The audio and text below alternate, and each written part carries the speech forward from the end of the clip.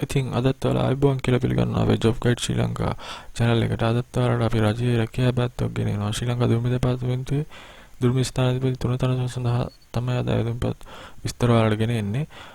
මේ සඳහා ඔයාලට ගොඩක් දෙනෙකුට අයදුම්පත් යොමු ගන්න පුළුවන්. සාමාන්‍ය පෙළ හා උසස් පෙළ සමත් වීම පමණයි මේ සඳහා අවශ්‍ය කරන සුසුම වෙන්නේ. ඉතින් මේ පිළිබඳ විස්තර අපි දැන් සලකලා බලමු. අයදුම්පත් යොමු කිරීමට පෙර ඔබ දැනගත යුතුම කාරණා පිළිබඳව තමයි අපි මෙතන සාකච්ඡා කරන්නේ. මේ පිළිබඳ විස්තර අපි පහළ ඩිස්ක්‍රිප්ෂන් එකෙත් අපේ දීලා තියෙනවා. අපේ ආදර්ශ අයදුම් පත්‍රය සමගියම මේ රැකියා අයදුම් විස්තර ඒවත් ඔයාලට පහලින් ඩවුන්ලෝඩ් කරගන්නත් පුළුවන්. අපි දැන් බලමු මොනවද මේ පිළිබඳ විස්තර කියලා. තනතුරු හා කොන්දේසි පිළිබඳව මේ සඳහා වෙනවා. අයදුම්පත් කැඳවුම් ලබන තනතුරු වෙන දුම්රිය ස්ථානාධිපති තුන ශ්‍රේණිය සඳහා තමයි අයදුම්පත් කැඳවන්නේ. සේවා කොන්දේසි ලෙස මේක තලකනවා වසර 3ක් පරිවාශ කාලයකට ළඟට වෙන්න ඕනේ. ඊළඟට මේ තනතුරට පත් වුණාට පස්සේ දින වසර 3ක් ඇතුළත පරවන කාලක්ෂයා කඩින් විභාගයේ සමත් වෙන්න ඕනේ. ඊළඟට පරිවාශ කාලය තුළ දුම්රිය ආදර්ශ පාසලේ මා සහායක කාලය දුම්රිය ස්ථානාධිපති සේවයට අදාළ න්‍යායාත්මක හා ප්‍රායෝගික පුහුණුවක් ලබා දෙනවා. එම් පුහුණුවෙන් පස්සේ පවත්වන විභාගයෙන් තමයි ඔයාලා පරීක්ෂණයකින් තමයි ඔයාලා මේ තනතුර සඳහා යොමු කරන්නේ. ඊට අමතරව මේ තනතුර ස්ථිරයි, විශ්‍රාමයට උත්සාහිතයි. දැන්වත් වැන්දපු හා අනන්තර විශ්‍රාමයට අරමුණට දායක වීමත් මේ තනතුර ඔයාලා ලැබුණොත් ඔයාලා සිදු කරන්න ඕනේ. ඊළඟ වැඩ පරිමාණය සඳහන් කරනවා. මේ ආරම්භක වැඩ පරිමාණය 34130ක මූලික වැටුපක්. ඊට අමතරව මේකට දීමනා එකතු වෙනවා. ඊට අමතරව විශේෂ අතිකාල දීමනා රාශියක් හිමි වෙන රැකියාවක් තමයි මේක. රජයේ සේවය ගත්තාම විශාල කියන්නේ සාමාන්‍ය සාපේක්ෂව ඉහළ වැටුපක් ලබා ගන්න පුළුවන් රැකියාවක් තමයි දුම්රිය ස්ථානාධිපති තනතුර කියන්නේ. ඉතින් ඒ සඳහා ඔයාලා සැලකිලිමත් වෙන්න කියලා ඉල්ලා සිටිනවා අයදුම්පත් යොමු කිරීමේදී. අවශ්‍ය සුසුකම් ගැන මෙතන සඳහන් කර මුලින්ම වයස ගැන විශේෂයෙන්ම සඳහන් කරන්න ඕනේ. 2020 වෙන දින වෙන විට වයස අවුරුදු 18ට වැඩි 30ට නොවැඩි ශ්‍රී ලංකා පුරවැසියන් තමයි මේ සඳහා අයදුම්පත් යොමු කරන්න පුළුවන්. තවත් ඉතින් කිව්වොත් 1998 31කට පස්සේ ඉපදිලා 2022 8:31ට පෙර ඉපදෙච්ච අයට තමයි මේ සඳහා අයදුම්පත් යොමු ගන්න පුළුවන්කම තියෙන්නේ. ඊළඟ අධ්‍යාපන සුසුකම් මෙතන සඳහන් කරනවා. සාමාන්‍ය පෙළ සුසුකම් ගත්තොත් භාෂාව හා ගණිතය සහ තවත් විෂයන් දෙකකට C සාමාර්ථ සහිතව එක්වරදිග විෂයන් 6ක් සමත් වෙන්න ඕනේ. කියන්නේ C4ක් සහිතව විෂයන් 6කින් එකවර සමත් වෙන්න ඕනේ. විෂයන් C4 ඇතුළත භාෂාව සහ ගණිතය කියන දේවල් තියෙන්නට ඕනේ. උසස් පෙළ විභාගයේදී විෂයන් 3ක් එකවර සමත් වෙලා තියෙන්න ඕනේ. පරණ විශේෂයෙන් විෂයන් 3ක් ඒත් එකවර සමත් වෙන්න ඕනේ. ඊළඟට මේගොල්ලෝ කායික සුසුකම් ගැන සඳහන් කරනවා විශේෂයෙන්ම ශ්‍රී ලංකා වන ප්‍රදේශයක සේවය කිරීමේ හැකියාව තියෙන්න ඕනේ. ප්‍රමාණ ශාරීරික මානසික යෝග්‍යතාවකින් තියෙන්න ඕනේ. ඊළඟට උස ගත්තාම අඩි 5යි අඟල් 4ක උස ප්‍රමාණයක් සහ පපුව අඟල් 32කට නොඅඩු වඩ ප්‍රමාණයක් තියෙන්න ඕනේ මේ සඳහා අයදුම්පත් යොමු කිරීමේ කායික සුසුකම් වශයෙන්. 6 අක්ෂි දෘෂ්ටි පරීක්ෂණයේ සමත් වීම අනිවාර්යයෙන් සිදු විය යුතුයි. ඊළඟට වෙනස් සුසුකම් විශේෂ සඳහන් කරන ශ්‍රී ලංකාවේ පුරවැසියෙක් වෙන්නත් ඕනේ.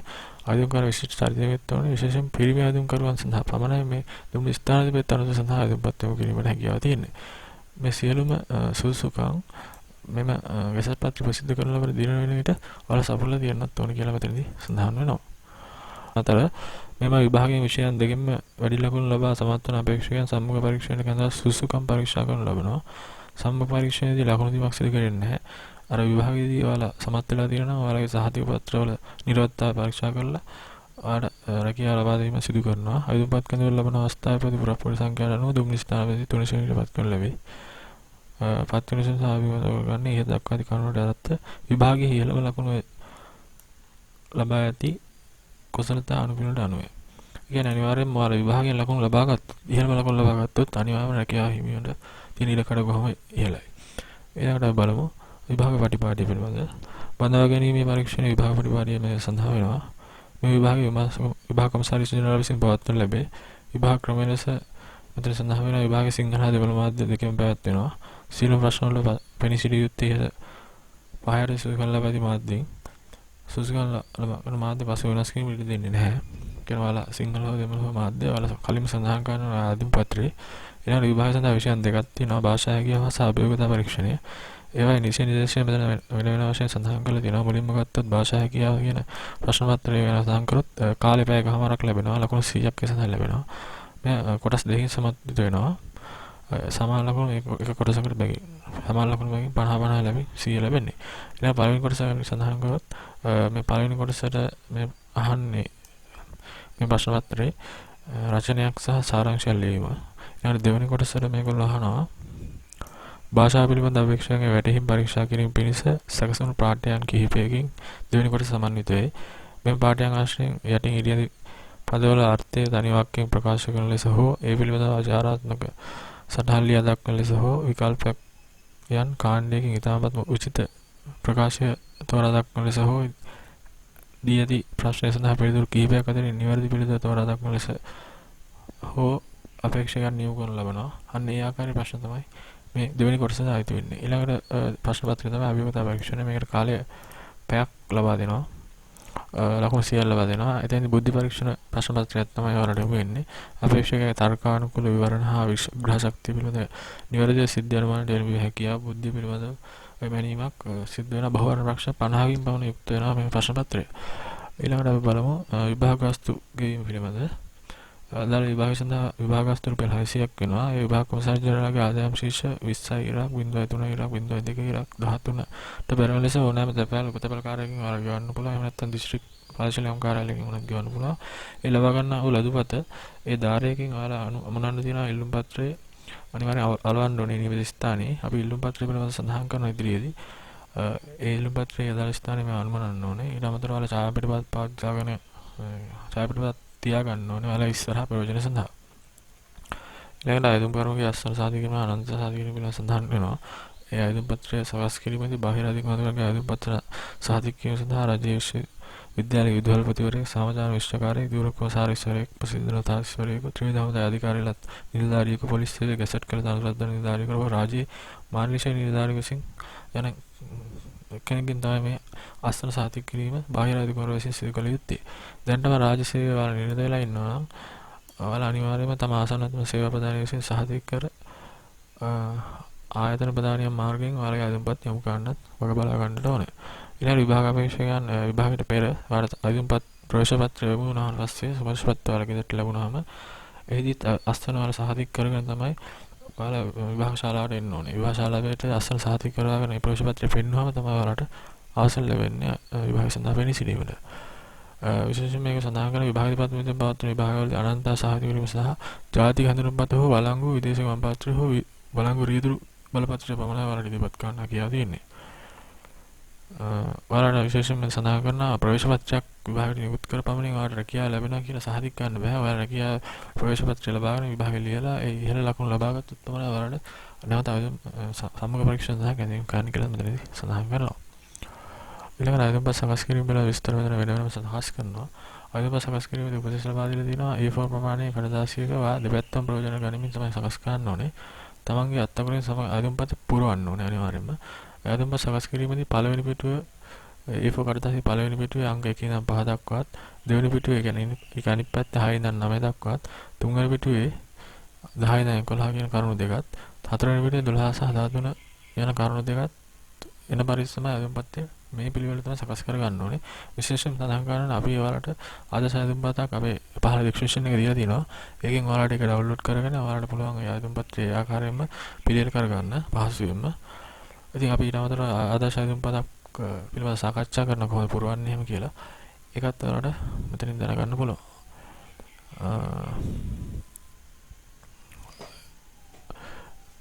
ඊළඟට ඔයාලා ආයතනපත් පුරවද්දී ආයතනපත් පිළිගන්න විට ශීර්ෂය සඳහා විභාගයේ නම සිංහල ආයතනපත් තුළ සිංහලට අමතරව ඉංග්‍රීසියෙන්ද දෙමළ ආයතනපත් තුළ දෙමළට අමතරව ඉංග්‍රීසියෙන් දෙන්න ඕනේ.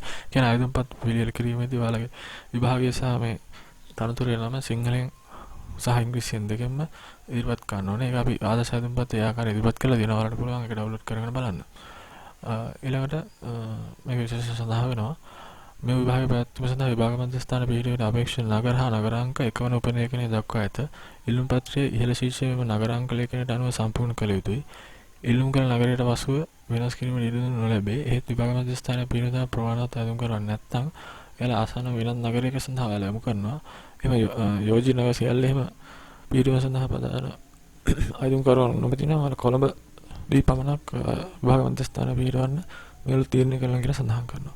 ඊළඟට අපි බලමු මේ ආදර්ශ උපලේඛනය. අර කලින් සඳහන් කරපුවා මෙතන සඳහන් කර අපේක්ෂිත නගර හා නගරාංක පිළිබඳ උපලේඛනය මෙතන සඳහන් කරනවා. නගර 25කදී මේ විභාගයේ පැවැත්වීමට කටයුතු කරනවා. ඒ නගරය හා නගරාංකය තියෙනවා. ඒක බලාගෙන ඔයාලට ආයතන පත්‍රයේ අදාළ ස්ථානයේ මේ මුලින්ම ඔයාලා විභාගයට පිනිසින බලාපොරොත්තු වෙන නගරය සඳහන් කරන්න ඕනේ. අපි දැන් ආදර්ශ ආයතන පත්‍රයක් අරගෙන සාකච්ඡා කරමු. මෙතනදී එල්ලුම් කරන මාධ්‍ය සඳහන් කරන්න තියෙනවා සිංහල දෙමළ කියලා. ඒකෙන් ඔයාලා ආයතන කරන මාධ්‍යමේ කොටුව තුළ අංකය දාන්න ඕනේ. ඒක පුරවැසිභාවයේ පරම්පරාවේ හෝ ලියාපදිංචි වීමෙන්ද කියලා මෙතන සඳහන් කරන්න ඕනේ. මෙතන තමයි සඳහන් කරන්න තියෙන විභාග ශ්‍රේණිසිරු එල්ලුම් කරන නගරය. ඔයාලට අවස්ථා දෙකක් දීලා තියෙනවා. පළවෙනි කැමැත්ත සහ දෙවෙනි කැමැත්ත කියලා.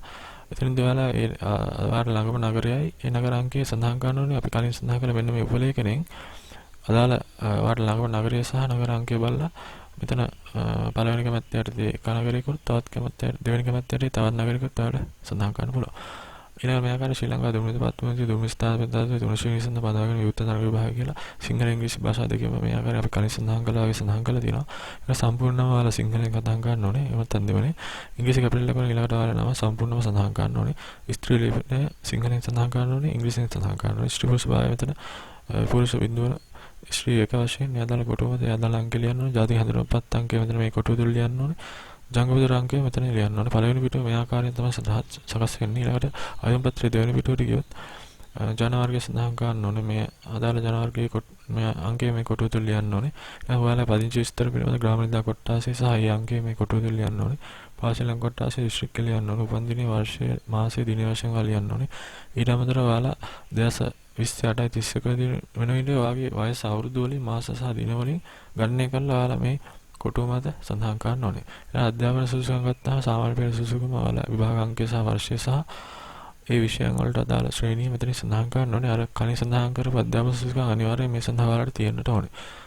ඊළඟට උසස් පෙළත් ඒ සුසුකම් ඒ විස්තර මෙතන පුරවන්න පුළුවන්. ඊළඟට තුන්වෙනි පිටුවට ගියාම අහනවා 10 ඉඳන් 11 කියන කොටස් දෙක තමයි තුන්වෙනි පිටුවේදී ඔයාලා ආයතන පත්‍ර සකස් කර ගන්න ඕනේ. මෙන්න මේ ආකාරයට ඔබ කවරදාක හෝ චෝදනාවක් සඳහා උපසාවික වරදකරු තිබෙත් තියෙනවා. ඒ සඳහා ඕනනම් ඕන නැත්නම් විස්තර සපයන්න තියෙනවා. ආයතනකරුගේ ප්‍රකාශය ඊළඟට සඳහන් කරන්න තියෙනවා. ඊළඟට ඒ ප්‍රකාශය කියවලා බලලා ඔයාලා සඳහන් කරන්න පුළුවන්. ඊළඟට ඔයාලා සභාකාරයට හෝ උපසභාකාරයට හෝ ගෙවන ලද පාසලම් කාර්යයට ගෙවන දේ ලදුපතේ විස්තර මෙතන සඳහන් කරලා ඒ ලදුපත මෙතන අලවන්න ඕනේ. මෙන්න මේ තීරුවේ ඊළඟට මේ විභාග කොන්දේසි පිළිවෙල එක කරනවා කියලාත් ඔයාලා අස්සම් කරලා දිනේ දාන්නට ඕනේ. ඊළඟට ඔයාලා අස්සන සහතික කිරීම සඳහා අපි කලින් සඳහන් කරේ තනතුරු වලින් කෙනකින් ඔයාලා අස්සන මෙතන ඔයාලා නම ලියලා ඒ විස්තර සඳහන් කරලා අස්සන සහතික කරලා ඒ නිලධාරියාගේ නම සහ විස්තර මෙතන සඳහන් කරන්න ඕනේ. ඊළඟට ඔයාලා දන්නවා රජයේ කටයුතු කරන ආයතන ප්‍රධානියෙන් ලබාගත යුතු වාර්තාව ඒ සහතිකය තමයි මෙතන තියෙන්නේ. එයත් ඒ ආයතන ප්‍රධානියගෙන් ඒ වාර්තාව සහතිකය ඔයාලා මෙතනින් ලබා ගන්න ඕනේ.